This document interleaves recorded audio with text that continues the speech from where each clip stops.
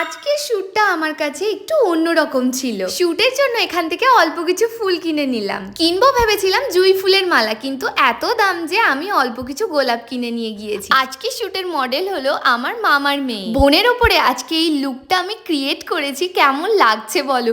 ওর পাশে আমাকে দেখতে জাস্ট পেতনির মতো লাগছে। আয়নার সামনে ওর পাশে দাঁড়াতে নিজেরই লজ্জা করছে। আজকের মেকআপটা আমার কাছে অনেকটা চ্যালেঞ্জিং ছিল। ওর ফেসিয়াল হেয়ার আছে, আপার লিপস আছে, ইভেন আইব্রোটা থ্রেড করা ছিল না। সবকিছু আমাকে মেকআপ দিয়ে হাইড করতে হয়েছে, তাও আবার এতটা সিম্পল অ্যান্ড সাটেল মেকআপ করেছি। এতটা হালকা বেস করে কিভাবে এই প্রবলেমগুলো হাইড করতে হয় সেটাই ছিল আমার কাছে আজকের চ্যালেঞ্জ। মেকআপের পর তো আমাদের ফটো তোলা শেষই হচ্ছিল না। দিয়া পড়ে কুমড়োর মতো চালিয়ে যাস জন্য হবে না কোনো